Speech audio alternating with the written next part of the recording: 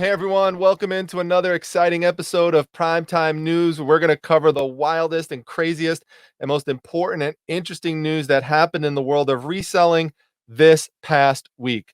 And we're going to start off with what has to be the dumbest eBay glitch of all time. I actually laughed the first time I saw it when Don, the auction professor, who you know I do some video collaborations with, put a video up of this happening to him on Instagram when he was trying to print out what's known as a master scan sheet. So if you are shipping out bulk items, this is a way to save the carrier a lot of time. So they don't have to scan every single package. They just scan this one sheet and that covers everything that's in the a bulk order. So I'm going to share this clip with you of him trying to do this, and you'll see what happens when he tries to do it. So I was just going to print another scan sheet. I had a couple more items that were just paid for. And what happens when I go to print the master scan sheet? Again, this is a simple process. Some screwball Roof USA login comes up for a roofing contractor instead of my actual scan sheet. This is probably one of the craziest things I've seen on eBay. It links to a totally different site that has nothing whatsoever to do with eBay. Again, you can see the actual contractorsolutions.com login right straight from my actual buy delivery page on eBay. These glitches are getting insane crazy. They need to fix the stuff that's going on. Who knows who has access to this stuff if this stuff is linked to our eBay account? I just love the way Don described all of that. I mean, it's all true, and the way he described it just cracked me up. And just to show a roofing company ad on the top of an eBay page just looks so weird. Now, I actually don't even know technically if it really is a roofing company. I mean, it looks like one because it says Roof US, but this actually got some coverage in e-commerce bite. So let me share the story from there. So here you can see the article. It says eBay redirects sellers to roofing company login page. And if you scroll down, you'll see Don's video there that I just showed.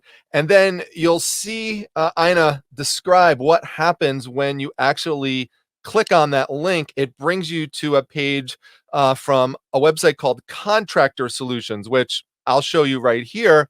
And it says console assists you to procure and manage panels of service providers and contractors, simply service delivery and improve business process management. I'm not even sure all of what that means and if the site actually has anything to do with roofing, but it says it's co-branded as Yaris, and you could sign up as a supplier on the contractorsolutions.com site. So I don't know. I don't know what's going on. eBay did announce that they were aware of this after people were posting about it in the forums. They did say that they have fixed the issue. There was some type of error. They're not revealing exactly why that happened and how that happened, which would be interesting to know. But they did say that if anyone had been affected by the bulk scan form issue, that they would address it and fix it for you so your account wasn't dinged at all. So just contact eBay if there was any problem with that. Did any of you notice this? Did any of you see this roofing company looking ad pop up? I don't know, just really weird, just really strange. And like Don said, they got to get this stuff under control because it just it's just not a good look for the site.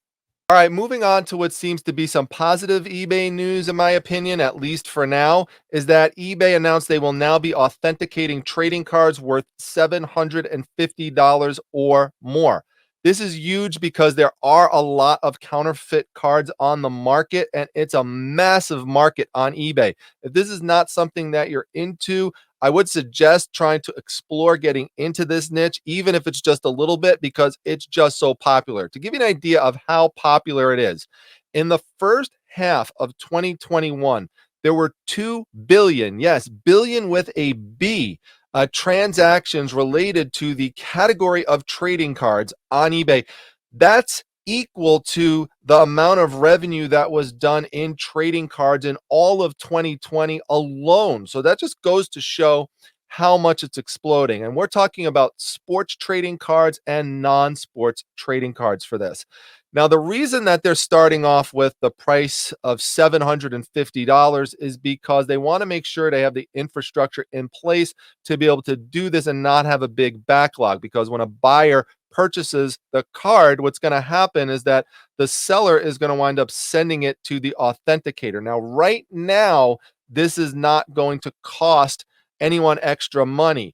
eBay is absorbing this right now as they're exploring it and they're researching it. But you could bet that at some point there is going to be some type of charge that gets passed on to the seller and or the buyer. And then it's going to get checked over and it's going to get sent over to the buyer. Now, it's not going to be graded. However, if the authenticator looked and saw, let's say you said it was a near mint card and there was a big coffee stain on it or a Mountain Dew stain on it, they're going to send that back. Okay, now it's going to come with a seal on it. And what eBay wants to see, they want to kind of explore what people are going to do with this. Are people going to keep the seal on it, or are they going to take the seal off? Are they going to charge more for cards that have the authentication seal on it? Because there will be a way that they indicate that. So that's going to be a whole new interesting thing to see what happens with that. Eventually, their goal is they're going to move down to $250 or more trading cards that are going to get authenticated, but that's as the process evolves over time. Now, there was an interesting interview that was just published in the Sporting News with Bob Means. Bob Means is the director of trading cards on eBay. And you could go and read that interview to see all sorts of interesting details about this program. But one of the things that was mentioned in there, I want to point out to you because I found it fascinating. All right, check out this question from the Sporting News and then the answer. It says, are the return guidelines any different for this authentication service? And eBay's response is, with the current return policy, sellers can set their return window for whatever they want. And that includes no returns.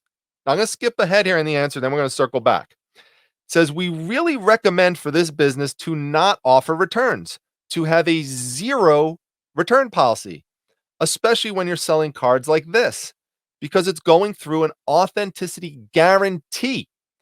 We think it's a way of protecting both sides of the business.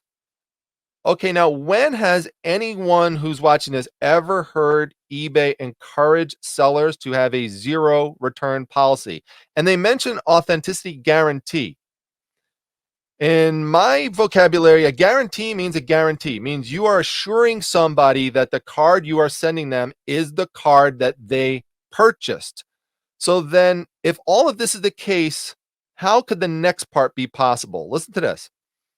There's always, at a minimum, a 3-day money back guarantee window.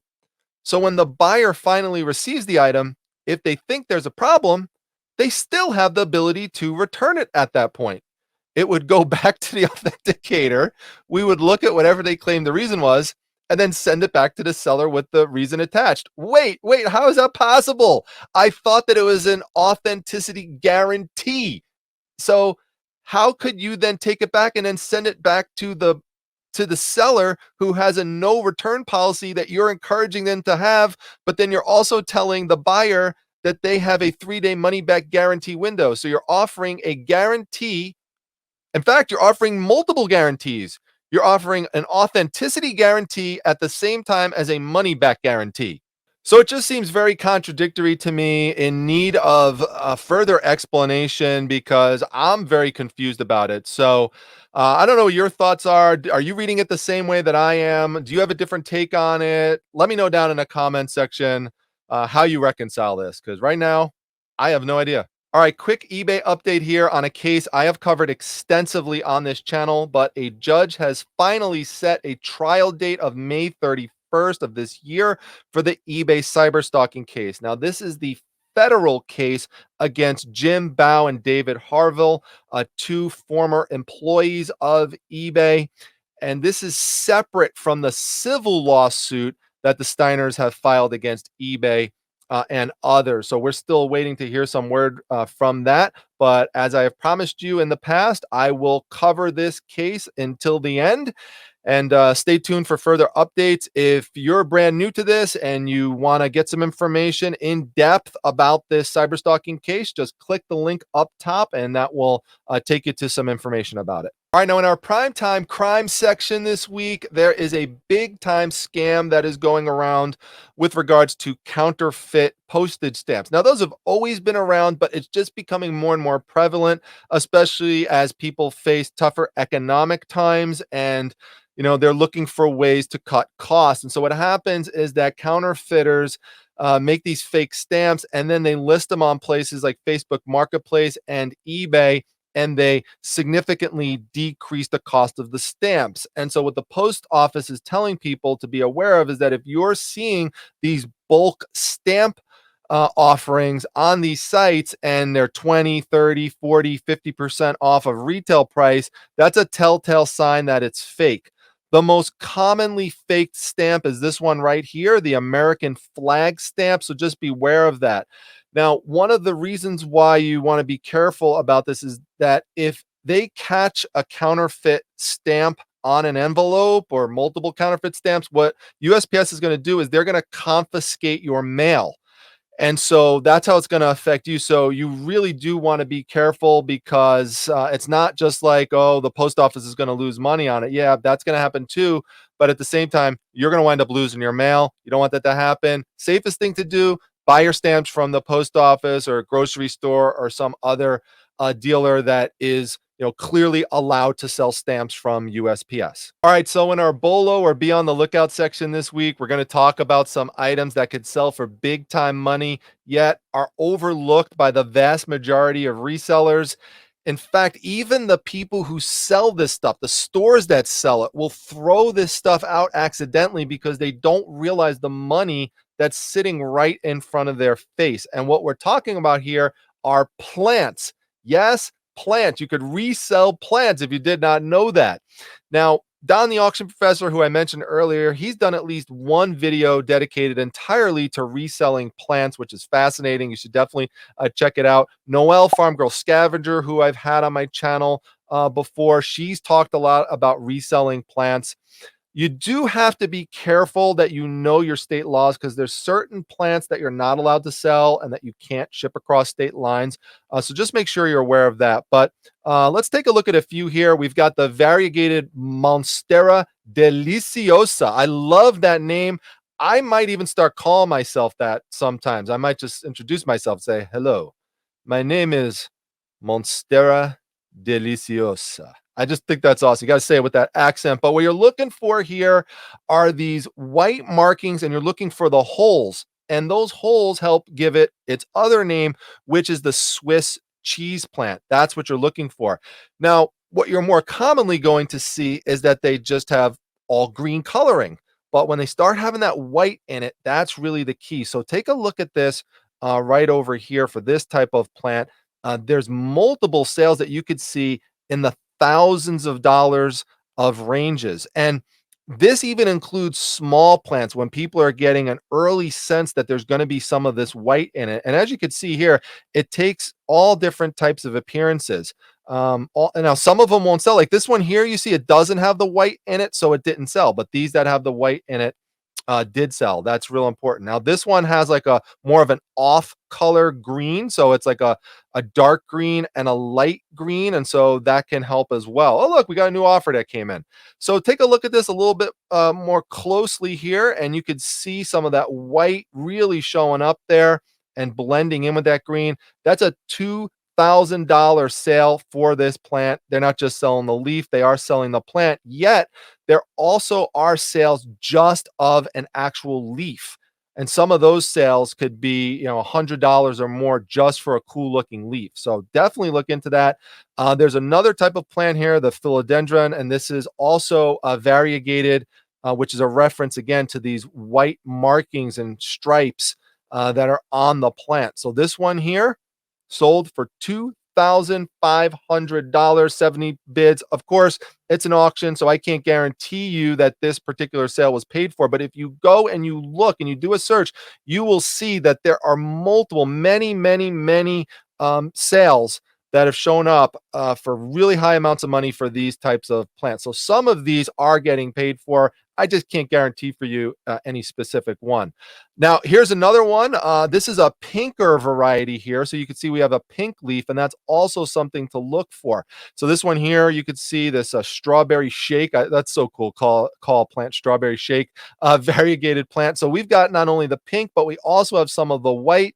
That one sold for over $1,000, 1,400 bucks. So that's just absolutely amazing that you could do that with plants on eBay. So always be on the lookout for plants. If you see these types of plants, look to see if you see any of those white markings or if you see any of the pink spots, because you could pick them up for a really cheap price and then go on to flip it for thousands of dollars potentially.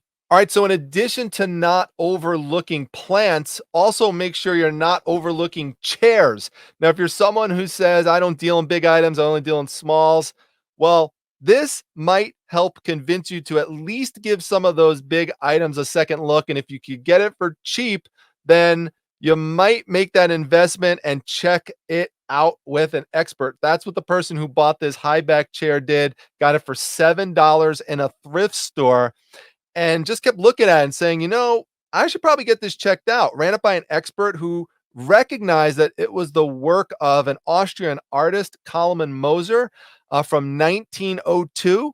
Then it went up for auction, sold for over $21,000. Now, this all happened in England, but things like this can happen in the United States as well. So just make sure you're taking a look at these bigger things. If you see something cool, maybe you make a little investment, see what happens. All right, so in some technology and trending news I wanted you to be aware of, there is a company called Archive that is teaming up with some big name clothing brands to help them get better control of their brands, because a lot of these clothing companies are getting frustrated seeing so many of their clothes thrown out into dumpsters. They're not able to get any of that resale market share that they want. They're seeing resellers go out to thrift stores in YouTube videos and putting the clothes on Poshmark and putting it on Etsy and displaying it in ways that they don't necessarily like or think is consistent with their brand. So they're trying to get more control of it. So what Archive is doing is helping these companies create secondary websites to specifically resell these products. So a great example of this would be the North Face. So there's obviously millions of people who wear North Face clothing, but there's also a lot of resellers who have gotten hit with Vero claims, verified rights ownership claims. So they've had their listings taken down by complaints issued through the North Face. So you could see right here what the North Face is doing is they created a separate site called the North Face Renewed through that Archive company, helped them do this. And so this is where people could go, and the North Face could basically wet their beak a little bit and get some of that money, get a piece of the pie that they had been missing previously. They're obviously not going to get all of it. There's still people who are going to go out there outside of the North Face and resell it somewhere. But a lot of these companies are trying to take back some of that market share. And I just wanted to pass this on as one example, but there's over 100 companies that this Archive company is working with. All right, and in some additional trending news, Canadians have looked more and more to thrifting as a hobby during the pandemic in 2022. It has seen a 102% increase, which is much higher than other hobbies that they looked at in the survey. That's important because I think that probably is also happening in the United States. I think we logically can extend it there. And if that's the case, what's going to happen is that there's going to be more and more competition for people who do reselling as a business. You're going to have to compete with those people coming into it as a hobby. Now, that's always been the case. But my point here in looking at trends in the news is that that's going to be even more and more the case. Now, will some of that fade away more as the pandemic recedes? Probably. But right now, that's a current trend. All right, so I want you to meet Tiga Akinola. That's who you see here. It's a very inspirational story that shows if you are creative and think outside the box, that there's a whole world of opportunity out there right in front of you to grab. She was going through her bedroom one day and she came across this bag of broken USB cables. And she's looking at the USB cable and she's like, this looks just like a buckle that you would put on the back of a heel. So she went and she got a high heel and she just started wrapping the cable around the heel and gluing it together. And she started coming up with different types of products. So she started with the shoe, as you could see over here, and she started posting it onto Instagram. And then she made a hat. And once people saw it, they were clamoring for it. And as a result, other companies reached out to her to supply her with these broken cables so that they didn't wind up in landfills and become waste. And now they're being repurposed into fashion wear. And now it's a kind of like a cool, trendy thing to wear. And it's just amazing. And her business is blown up over it. And it just cracks me up because, it's a lot of people out there who complain, slow sales, things aren't working out for my business, but there's opportunities out there. Don't give up. Keep trying hard and keep just trying to think outside the box. This is a perfect example of that. And I hope that it inspires a lot of people who watch this newscast. All right, everyone. Well, that does it for another week in reselling news. I hope you enjoyed all the stories. Let me know your favorite ones down below and what you think of them in the comments section. And don't forget, if you enjoyed the video and you're not yet subscribed to the channel, there's over 1,000 free videos available to you. All I ask is hit that subscribe button. See you at the next one, everyone. Take care.